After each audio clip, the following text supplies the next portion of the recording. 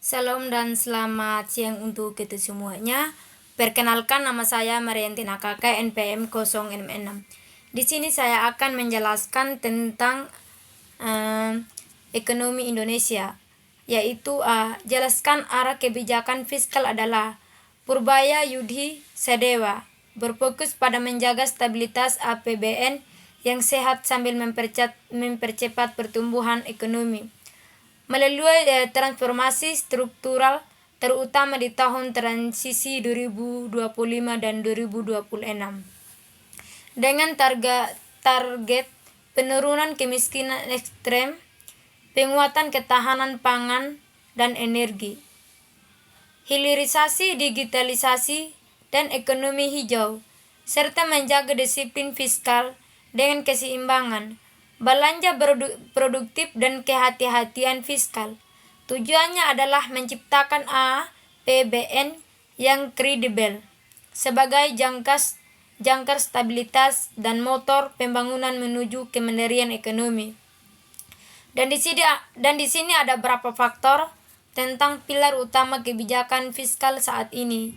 Yang pertama itu kebijakan fiskal dan pertumbuhan. Menjaga APBN tetap sehat, definisi terkendali, namun tetap responsif dan adaptif terhadap tantangan global, serta mendorong akselerasi pertumbuhan ekonomi. Transformasi ekonomi mempercepat hilirisasi sumber daya alam, digitalisasi, pengembangan ekonomi hijau, dan investasi jangka panjang melalui antara.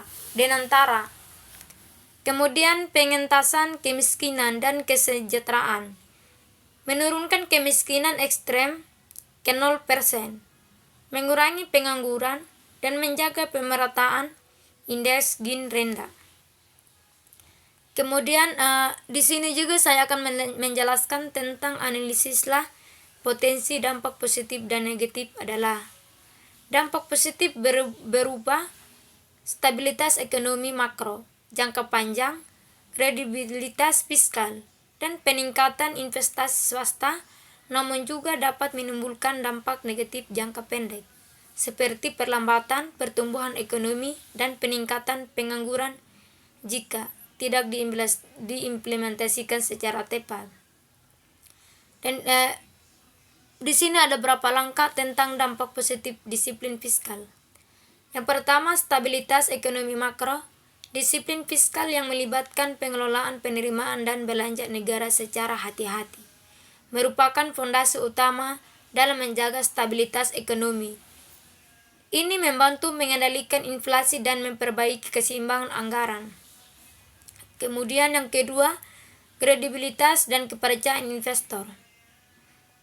Kebijakan fiskal yang berhati-hati, prudent, dan berkelanjutan, sustainable, berkontribusi pada stabilitas ekonomi makro jangka panjang dan meningkatkan kepercayaan investor.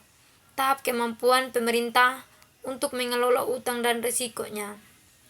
Kemudian ruang fiskal untuk belanja produktif dengan mengelola utang secara sehat dan meningkatkan efisiensi belanja. Pemerintah menciptakan ruang fiskal yang dapat digunakan untuk investasi produktif seperti pembangunan infrastruktur fisik dan modal manusia, pendidikan dan kesehatan. Investasi ini penting untuk mendukung transformasi ekonomi yang inklusif dan berkelanjutan. Yang ketiga, efisiensi pengelolaan anggaran daerah. Disiplin fiskal didukung oleh transfer dana ke daerah, mendorong pengelolaan fiskal yang lebih efisien dan responsif terhadap kebutuhan lokal yang pada gilirnya dapat mendorong pertumbuhan ekonomi lokal. Kemudian dan di sini juga ada beberapa langkah tentang dampak negatif dan tantangan disiplin fiskal, yaitu yang pertama pertumbuhan ekonomi jangka pendek.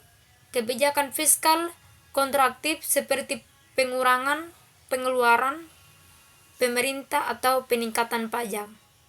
dapat memperlambat pertumbuhan ekonomi dan meningkatkan pengangguran jika diterapkan oleh kondisi yang tidak tepat atau saat ekonomi membutuhkan stimulus.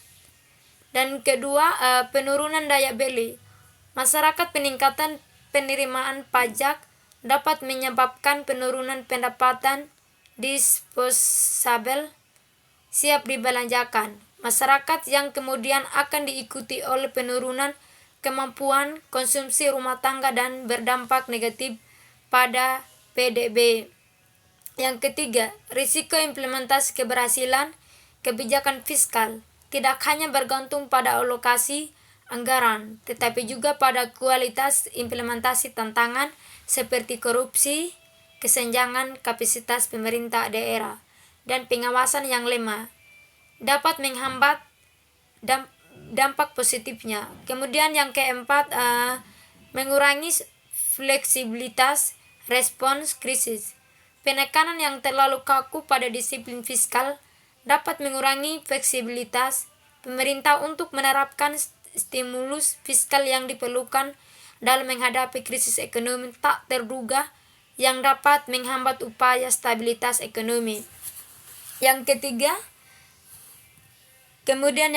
terakhir itu kebijakan fiskal dan kebijakan moneter sekarang adalah Bank Indonesia saat ini berfokus pada koordinasi erat untuk menjaga stabilitas harga sekaligus mendorong pertumbuhan ekonomi berkelanjutan melalui instrumen seperti penyesuaian suku bunga acuan BI, kebijakan pajak belanja pemerintah, instruktur koordinasi likuiditas, stabilitas pasar keuangan, dan pengelolaan uang negara SBN dengan tujuan bersama mengatasi tantangan global dan domestik seperti inflasi, perlambatan ekonomi dan pemulihan pasca pandemi, seringkali melalui forum-forum formal seperti Forum Harmonisasi Forhar 2025.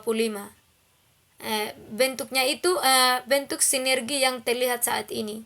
Dan di sini juga ada beberapa langkah, yaitu yang pertama koordinasi kebijakan makro. Target bersama mendorong pertumbuhan ekonomi positif sambil tetap menjaga inflasi dalam target yang wajar. Dengan BI menurunkan suku bunga untuk meringankan biaya pinjaman, sejalan dengan upaya pemerintah meningkatkan belanja produktif. Yang kedua, pengelolaan utang negara SBN.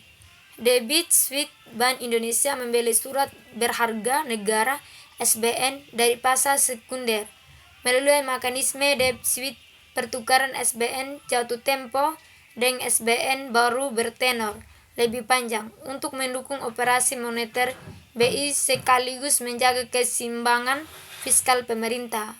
Kemudian yang terakhir itu penguatan sektor real dan UMKM, usaha mikro kecil menengah.